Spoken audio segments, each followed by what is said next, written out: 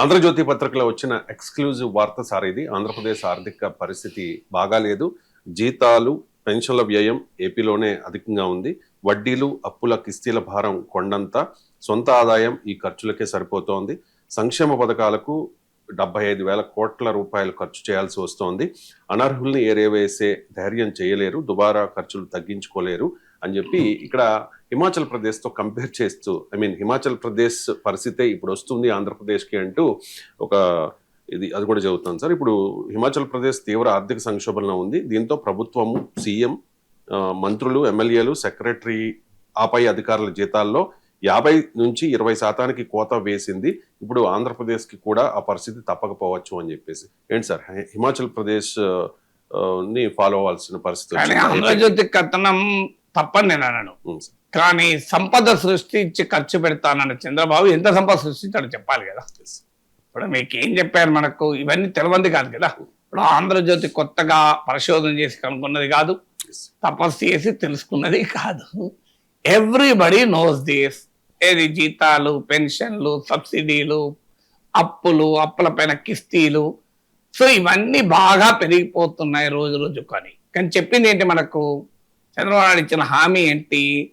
కేవలం జగన్మోహన్ రెడ్డి ఓన్లీ పంచాడు, కానీ నేను పెంచి పంచుతా అన్నాడు. మరి ఇప్పుడు ఆంధ్రజ్యోతి చేయాల్సిన విశ్లేషణ ఏంటంటే, చంద్రబాబు సీఎం అయిన తర్వాత ఎంత పెంచాడు అంటే, పెంచింది సరిపోలేదా పంచడానికి? మరి పెంచకుండా పంచితే ఏం లాభం? మరి చంద్రబాబు నాయుడు ఓటేసింది దేనికి? సంపద సృష్టించి పంచుతానన్నాడు. ఎంత సంపద సృష్టించబడింది ఈ కాలంలో? అంటే తాను సృష్టించిన సంపద కన్నా తాను ఎక్కువ పంచాడా? ఈ విశ్లేషణ చేయాలి కదా. సో అంటే ఎందుకు మరి ఇప్పుడు ఈ చేస్తున్నారంటే, మీరు గమనించండి, P4 పైన P4 పిచ్చి అని ఒక హెడ్లైన్ తో ఏబిఎన్ రాధాకృష్ణ వీకెండ్ కామెంట్ లో వచ్చింది, గమనించండి. తర్వాత ఏం జరిగింది? అప్పటి నుంచి మీరు చంద్రబాబు నాయుడు P4 మాట ఎత్తలేడు, P4 చెట్టెక్కింది. అంటే ఏదైనా ఒక దాన్ని చెట్టెక్కియాలంటే మొదలు ఆంధ్రజ్యోతిలో వస్తుంది అనే భావన ఆంధ్ర సమాజంలో పెరుగుతుంది. సో మీకు ఇదొకటే కాదు, మీరు గమనించండి, ఎమ్మెల్యేలు ఇష్టారాజ్యంగా చేస్తున్నారు అని మీకు ఆంధ్రజ్యోతిలో వచ్చింది. ఏబిఎన్ టీవీలో డిస్కషన్ నేను ఇదివరకు చాలాసార్లు కోట్ చేశాను కూడా. కుటుంబరావు గారు అయితే ఏకంగా they are intoxicated with power. Telugudesam ఎమ్మెల్యేలు మీకు అధికారం అనే మందు దాగి తూలుతున్నారు అనే పదం మీనింగ్ అది కూటమి ఎమ్మెల్యేల పైన. సో ఇదంతా జరిగింది. తర్వాత మీరు గమనించిన వెంటనే చంద్రబాబు నాయుడు ఎమ్మెల్యేల పక్క అక్షింతలు. మీరు అధికారులు ఎవరు పనిచేస్తారని ఆంధ్రజ్యోతిలో వస్తుంది. తెల్లారి ఏమొస్తుంది, మళ్ళీ 2 రోజులకు చంద్రబాబు నాయుడు కలెక్టర్లను వాయించుతాడు. అంటే రాబోయే, అంటే అమర్త్య సేన్ అంటాడు పొలిటికల్ ఎకానమీ ఆఫ్ హంగర్ అనే పుస్తకంలో, రాబోయే ప్రమాద గంటికల్ని స్వేచ్ఛాయుత మీడియా ముందుగానే మోగిస్తుంది అని. అంటే they free press provide the warning signals of an impending crisis అంటాడు. సో అమర్త్య సేన్ ఇచ్చిన ఈ స్టేట్మెంట్ మన ఆంధ్రప్రదేశ్కు వర్తిస్తే ఏమవుతుందంటే, రాబోయే పరిణామాలను ఆంధ్రజ్యోతి ముందుగానే మోగిస్తుంది అని. అక్కడేమో రాబోయే ప్రమాద గంటికలు మోగిస్తుంది, ఇక్కడేమో రాబోయే పరిణామాల్ని సూచిస్తుంది ఆంధ్రజ్యోతి. మీరు ఆంధ్రజ్యోతిలో వార్త రావడము, ఆ తర్వాత దానిపైన అనుగుణంగా యాక్షన్ ఉంటుంది. అందుకే P4 ఉదాహరణ చెప్పారు. మీరు P4 పిచ్చి అని రాధాకృష్ణ కామెంట్ చేసిన దానికి ముందు తర్వాత చూడండి.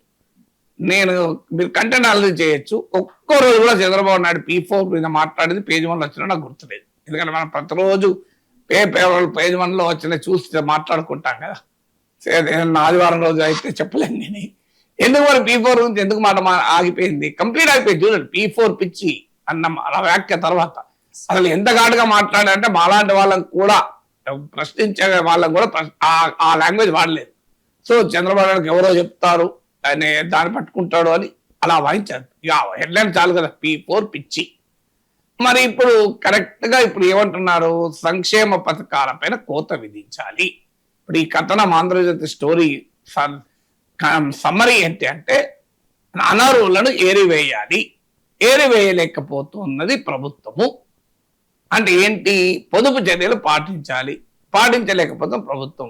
అంటే ఎట్లా పొదుపు చర్యలు అంటే ఏంటి? ఇది జీతాలు తగ్గించలేవు, అప్పుల మీద కిస్తీలు తగ్గించలేవు, వడ్డీలు తగ్గించలేవు. ఇక పొదుపు ఎక్కడుంది? పొదుపు ఎక్కడుంది అంటే సబ్సిడీల మీద కోత, సంక్షేమ పథకాల మీద కోత. సో అది చూసిస్తూ ఉన్నాడు, అది చూసిస్తుంది ఆంధ్రజ్యోతి. ఇది జరగబోయేది ఏంటి? ఇప్పటి వరకే జనరల్గా ఆంధ్రజ్యోతిలు ఇవాళ వస్తే 4 రోజులకు అదే జరుగుతుంది. సో మరి ఆంధ్రజ్యోతి పవరే కావచ్చు, అది ఆంధ్రజ్యోతికి ప్రజాభిప్రాయాన్ని రిఫ్లెక్ట్ చేయడమే కావచ్చు. Then one possibility. నేనేం ఆరోపిస్తలేను, మళ్ళీ మిత్రులు రాధాకృష్ణ కోపం రావచ్చు. నేనేం ఆంధ్రజ్యోతి మీద ఎలాంటి ఆరోపణ చేయలేదు. ఆంధ్రజ్యోతి పవర్ కావచ్చు అది, ఎందుకంటే ప్రజల పైన అంత ప్రభావం చూపగలుగుతుంది. రెండోది ఆంధ్రజ్యోతికి ఉన్న అద్భుతమైన సోర్సెస్ కావచ్చు, అది ఫ్యాక్ట్ కూడా. రాధాకృష్ణ ఎవరికి తెలియని స్టోరీస్ కూడా తీసుకొని ఆంధ్రజ్యోతిలో వేస్తారు, చాలా ఉన్నాయి. మీకు ప్రజారాజ్యం జెండా పీకేస్తుందని రాసినప్పుడు చాలా మంది కోపం వచ్చింది, కానీ జరిగింది అదే కదా. జెండా పీకేసినా లేదా? మీకు షర్మిల పార్టీ పెట్టబోతుందని ఆంధ్రజ్యోతిలో ఫస్ట్ వచ్చింది, పెట్టిందా లేదా? మీకు జయప్రకాష్ నారాయణ పార్టీ పెట్టబోయేది కూడా ఆంధ్రజ్యోతిలో ఫస్ట్ వచ్చింది, జరిగిందా లేదా? సో ఆంధ్రజ్యోతిలో చెప్పినవి చాలా జరుగుతాయి ఇవన్నీ. ఎందుకంటే ఆంధ్రజ్యోతికి ఉన్న అగ్రెసివ్ జర్నలిజానికి ఇండికేషన్. అందుకే కదా చచ్చిపోయిన పత్రికను మళ్ళీ పుట్టించాడు కదా రాధాకృష్ణ, మృత్యుంజయుడు కదా. సో అందువల్ల రాధాకృష్ణ కన్నా జర్నలిస్టిక్ స్కిల్ వల్ల, ఆయన సోర్సెస్ వల్ల రాబోయే పరిణామాల్ని ముందుగానే తెలుసుకొని రాస్తున్నాడా ఏదన్నా కారణం కానివ్వండి, రియాలిటీ అయితే ఆంధ్రజ్యోతిలో వచ్చాక ఆంధ్రప్రదేశ్లో జరుగుతుంది. అది P4 ఒక ఉదాహరణగా నేను చెప్పాను. P4 పిచ్ అన్న తర్వాత ఎక్కడా P4 గురించి మా ప్రస్తావన లేదు.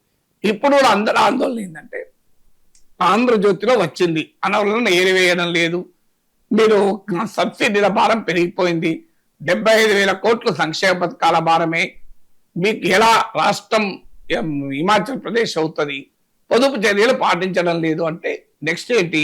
పొదుపు చర్యలు పాటించడం, సంక్షేమ పథకాల మీద కోత విధించడం, ఏ సంక్షేమ పథకాలను ఏరివేయడం, ఇదే జరుగుతుందా అనే అనుమానం మీద కలుగుతుంది.